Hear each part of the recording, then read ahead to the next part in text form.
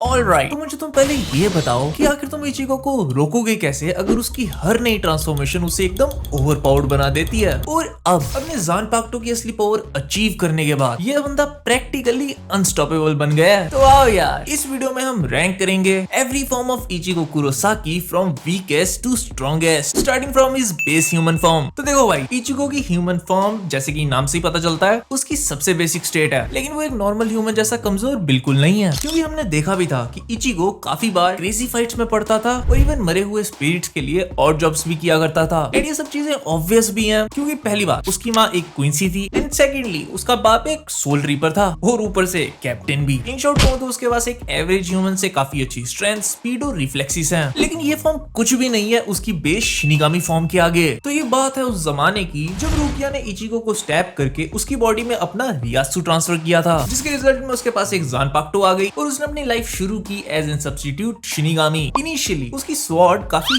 Huge थी, जो कि उसकी immense but uncontrolled spiritual energy को दर्शाती थी। इस फॉर्म में इचिको एक नॉर्मल इंसान से कहीं गुना ज्यादा स्ट्रॉन्ग था एंड इवन फास्ट भी, जो कि हमने देखा भी था कि उसने कैसे इजीली एक होलो को काट दिया था। एंड इवन इसी फॉर्म में उसने इकाकू और रेंजी के साथ भी फाइट की थी एंड उन्हें डिफीट भी किया था। बट इचिको का सबसे बड़ा अकॉम्प्लिशमेंट जो इस फॉर्म में है वो है कैप्टन केनपाची ज़ाराकी को हराना, वो भी बिना उसके आई पैच लिमिटर के, जो कि सीरियसली बहुत तगड़ी फीट है। लेकिन इस वक्त वो आइजन और ब्याकुआ जैसे कैप्टन के लिए बिल्कुल मैच नहीं है। लेकिन जो ट्रांसफॉर्मेशन इससे भी ज्यादा बेटर है वो है जब तुम इस रेड सब्सक्राइब बटन को क्लिक करके ग्रे में ट्रांसफॉर्म कर दोगे, जिससे मुझे भी काफी मजा आ जाएगा, तो फटाफट क्लिक कर दो। नेक्स्ट हमारे पास है इचिको की फुल ब्रिंग फॉर्म। वेल, ये फॉर्म उसकी सबसे स्ट्रॉन्गेस्ट तो नहीं है, लेकिन अगर ये तुम उसकी बेस शिनिगामी फॉर्म से कंपेयर करते हो तो इट इज इंडीड स्ट्रॉन्गर। तो देखो, आइजन के अगेंस्ट फाइट में मुगेत्सु को अनलीश करने के बाद इचिको ने अपनी सारी पावर्स खो दी थी एंड बिना पावर्स के एडजस्ट करना उसके लिए काफी मुश्किल हो रहा था। जिसके बाद उसे एक न्यू पावर का पता लगता है जो कि सिर्फ ह्यूमंस पोजेस करते हैं अगर उनके पेरेंट्स पर हॉलो ने अटैक किया हो। फिर क्या, गेंजो के अंडर ट्रेनिंग के बाद ही finally achieve full bring form. इस फॉर्म में उसकी पूरी बॉडी बॉनी आर्मर में रैप होती है, प्लस उसके पास यहाँ पर एक छोटी सी स्वॉर्ड भी होती है, जिससे वो गेसु का टेंशु जैसे अटैक्स कर सकता है सिर्फ दिखने में। बट टेक्निकली ये अटैक इतने पावरफुल नहीं होते। बट अगर देखा जाए तो ये फॉर्म भी इचिको के पास ज्यादा देर नहीं थी, क्योंकि इस फॉर्म को एट द एंड गिंजो ने चुरा लिया था। बट देखा जाए तो ये काइंड ऑफ अच्छा ही हुआ था, क्योंकि इसी के बाद रुकिया ने फिर से इचिको को स्टैप करके उसकी शिनिगामी पावर्स उसे लौटा दी थी। So yeah that's pretty much it. अभी नेक्स्ट फॉर्म इचिको की सबसे आइकॉनिक फॉर्म है एंड दैट इज हिज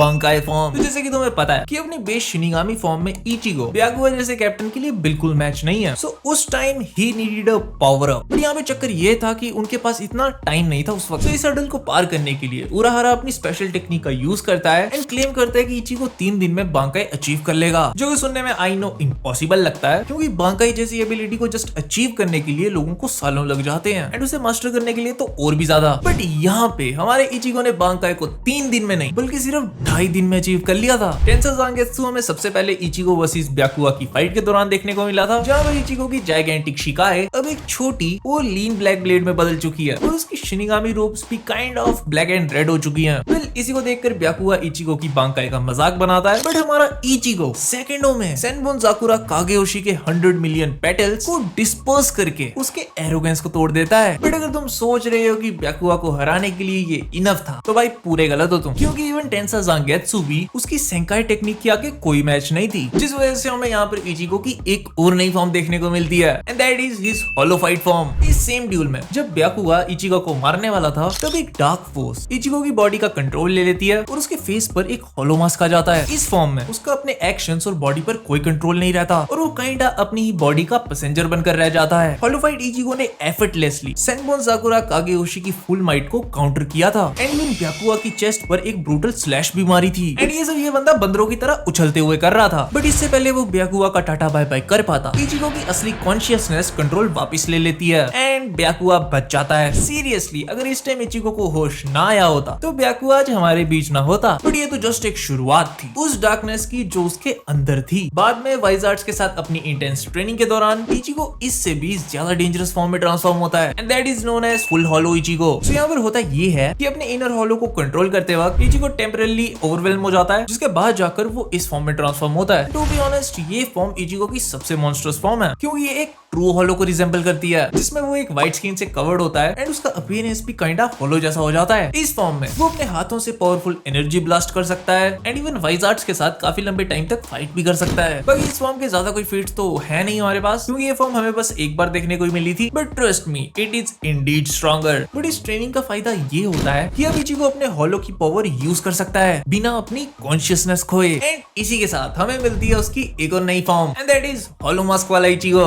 इस फॉर्म में उसकी स्ट्रेंथ, स्पीड, ड्यूरेबिलिटी सब इंसेन हो जाती है। And the plus point is कि वो अपने शिनिगामी कॉन्शियसनेस को कंट्रोल में भी रख पाता है। लेकिन ये बैलेंस काफी डेलिकेट था, जो कि हमने देखा भी था कि उसको कैसे अपनी लिमिट्स को पुश करना पड़ता था टू मेंटेन कंट्रोल। पर फिर भी ये फॉर्म इचिगो का काफी स्ट्रॉन्ग है, जो कि मोस्टली उसके बांकाई को सपोर्ट करने के लिए है। इस फॉर्म को यूज करके उसने फाइनली अपनी बेइज्जती का बदला लिया था ग्रिमजाओ से, उसके एल लगाकर। अगली फॉर्म जो हमारे पास है वो है इचिगो की डांगाई फॉर्म। तो जब आइजन ने इचिगो के काफी कंपेनियंस को हरा दिया था, तब इचिगो के फादर साहब ने उसे डांगाई में जाने का सजेशन दिया था, जो कि एक डायमेंशन है सोल सोसाइटी और ह्यूमन वर्ल्ड के बीच में। डांगाई में टाइम का फ्लो रियल वर्ल्ड से काफी अलग चलता है, इसीलिए इचिगो वहां पर लगभग 3 महीने तक ट्रेन करता है। एंड क्योंकि डांगाई में टाइम की हायर डेंसिटी है, इसीलिए जब वो ह्यूमन वर्ल्ड में वापस आया था, तब यहाँ पर सिर्फ 1 ही घंटा बीता हुआ था। अब एनएस की बात करें तो उसकी इस फॉर्म में बाल काफी लंबे होते हैं, उसकी हाइट भी थोड़ी सी बढ़ जाती है, और उसकी बांकाई के साथ कनेक्शन काफी स्ट्रॉन्ग हो जाता है। एंड भाई जैसे ही वो वापस आया, उसने बिना किसी एफर्ट के आइजन को इजीली ओवरपावर कर दिया था, एंड इवन उसको मुंह से पकड़कर दूर तक भी घसीटते हुए ले गया था। यही नहीं, इस फॉर्म में उसने आइजन की ज़ानपाक्टो को अपने बेयर हैंड से रोक दिया था, वो भी बिना किसी एफर्ट के। इन शॉर्ट कहूं तो भाई ने यहाँ पर भी अपनी बेइज्जती का बदला ले लिया था। पर ये फॉर्म कुछ भी नहीं है इचिगो की इस नेक्स्ट ट्रांसफॉर्मेशन के आगे, एंड दैट इज हिज वास्ते लॉर्ड फॉर्म। इस फॉर्म के लिए मैं बस यही कह सकता हूँ कि ये फॉर्म ब्लीच के सबसे इंटेंस ट्रांसफॉर्मेशन में से एक है। तो यहाँ पर होता ये है कि फेक काराकुरा टाउन आर्क के वक्त इचिगो का सामना एस्पाडा उल्कियोरा से होता है। शुरू में तो इचिगो काफी स्ट्रगल करता है फाइट के दौरान, बट उल्कियोरा को इचिगो के साथ खेलने में कुछ मजा नहीं आ रहा था, इसीलिए वो इचिगो को वन शॉट कर देता है। बट उसको क्या ही पता था कि ये गलती उसकी लाइफ की सबसे बड़ी गलती होने वाली है, क्योंकि फिर ओरिहिमे की चींकें सुनकर इचिगो की होलो साइड का असली रूप जाग जाता है, एंड दैट इज हिज वास्ते लॉर्ड फॉर्म। इस फॉर्म में उसकी अपीयरेंस पूरी तरह से चेंज हो जाती है। एंड रही बात उसकी स्ट्रेंथ एंड स्पीड की, तो भाई वो इस फॉर्म में ऑफ द चार्ट्स है, जो कि हमने देखा भी था कि उसने कैसे उल्कियोरा को इजीली आउट मैन्यूवर कर दिया था, एंड इवन उस पर पावरफुल स्ट्राइक्स भी डिलीवर की थी, जिसने उल्कियोरा को डेवेस्टेट करके रख दिया था। यहाँ पर एक चीज ये भी इंटरेस्टिंग है कि इस फाइट में ज़ांगेत्सु ना तो हंसता है और ना ही कुछ बोलता है, जबकि वी कैन क्लियरली सी कि वो ऐसा कर सकता था। यहाँ पर ये पहली बार हुआ था कि अपना ज़ांगेत्सु फाइट में इतना सीरियस था, जो कि उसकी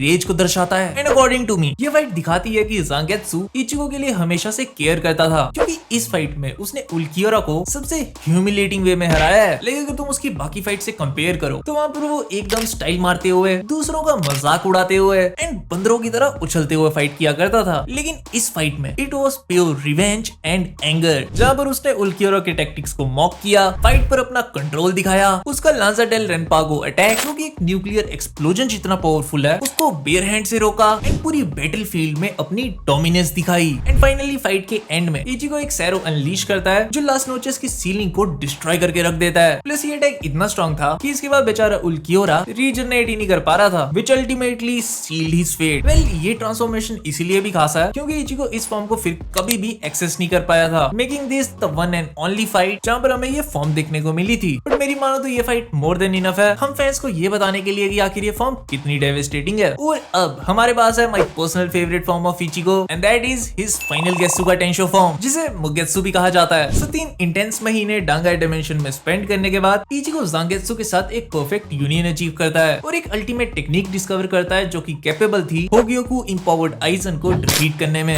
इस बैटल में आइजन, जो कि एक पावरफुल हॉलो फॉर्म में बदल चुका था, उसके अगेंस्ट इचिगो अपनी फाइनल गेत्सुगा टेंशो अनलीश करता है, जहां पर उसके बाल लंबे और ब्लैक हो जाते हैं, उसका टॉर्सो और जॉ ग्रे कपड़ों में लिपटे होते हैं, और वो खुद डार्क रियासु से सराउंडेड होता है। ये फॉर्म इतनी ओवरपावर्ड थी कि जब इचिगो ने आइजन पर अटैक किया था तो पूरा आसमान ब्लैक हो गया था। खैर इस अटैक के बावजूद भी आइजन बच गया था, बट वो काफी वीक भी हो गया था, एंड यही रीजन था कि उराहारा अपने सीक्रेट कीडो को एक्टिवेट करके आइजन को सील कर पाया था। लेकिन यहाँ पर ये बात भी नोट करने वाली है कि फाइनल गेत्सुगा टेंशो को यूज करने की एक बड़ी कॉस्ट थी, जहाँ पर इचिगो ने एंड में अपनी सारी शिनिगामी पावर्स खो दी थी, जो कि इस फॉर्म को एक डबल एज स्वॉर्ड बनाती है। बट अगर तुम्हें ये लगता है कि ये इचिगो की अब तक की सबसे स्ट्रॉन्गेस्ट फॉर्म है, तो भाई ये सुनो, 1000 ईयर ब्लड वॉर में जब इचिगो की बांकाई टूट जाती है तो उसको रिकवर करने के लिए वो रॉयल डेल में जाता है, जहाँ पर उसकी मुलाकात होती है स्वॉर्ड मास्टर नीमाया से। नीमाया इचिको को अपनी पावर्स को डीपली समझने में मदद करता है। इसके बाद जाकर इचिको अपनी ज़ानपाकुटो से कम्युनिकेट करता है एंड फिर वो इस रियलाइजेशन में आता है कि जिस क्विंसी और हॉलो एस्पेक्ट को वो आज तक बर्डन समझता था, वो एक्चुअली में उसके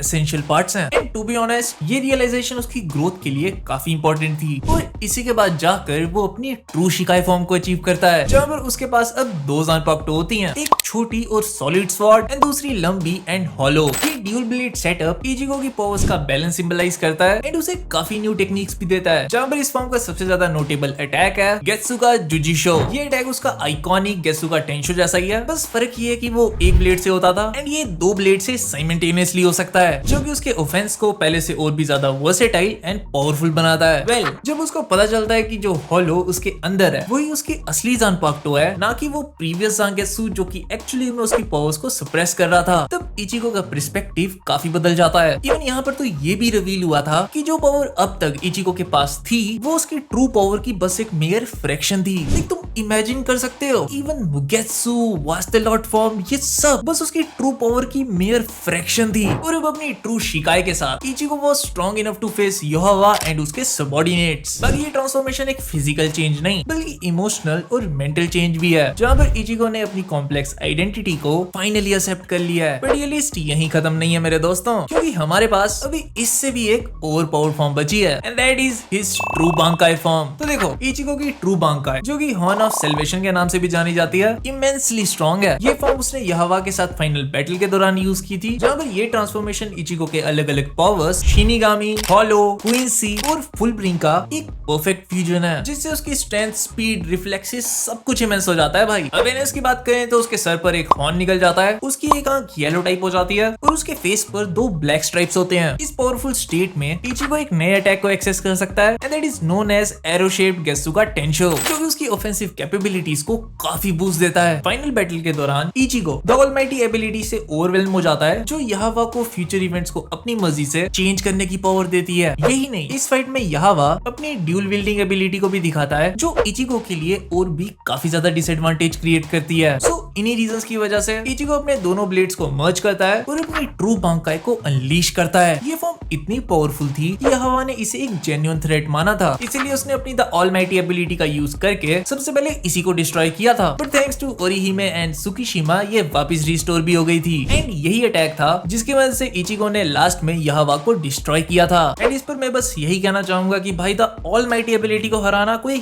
हलवा नहीं है। नेक्स्ट इस वीडियो पे क्लिक करो, जहां पर हमने ब्लीच के 30 ऐसे फैक्ट्स बताए हैं जो कि किसी को भी पता नहीं होंगे। बाकी मैं मिलता हूं तुमसे नेक्स्ट वीडियो में। Till then goodbye, take care.